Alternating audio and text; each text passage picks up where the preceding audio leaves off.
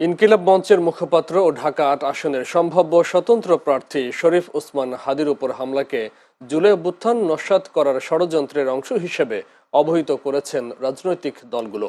একই সঙ্গে দলগুলোর নেতারা বলেছেন, এই অভ্যুত্থানকে নস্যাৎ করার সকল প্রচেষ্টা রুখে দিতে রাজনৈতিক দলগুলো ঐক্যবদ্ধ অবস্থানে রয়েছে।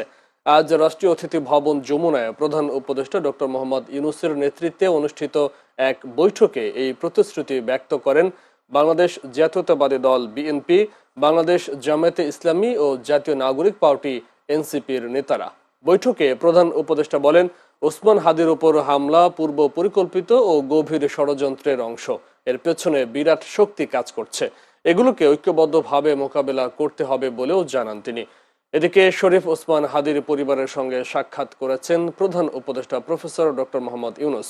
আজ রাষ্ট্রীয় অতিথি ভবন যমুনায় ওসমান হাদির ভাই আবু বকর সিদ্দিক, বোন মাসুমা এবং ইনকিলাব মঞ্চের ৩ নেতা আব্দুল্লাহ জাবের, ফাতিমা তাসনিম জুমা ও মোহাম্মদ বোরহান উদ্দিন প্রধান উপদেষ্টার সঙ্গে সাক্ষাৎ করেছেন। এ সময় ওসমান হাদির সর্বোত্তম চিকিৎসার নিশ্চয়তা দেন প্রধান উপদেষ্টা।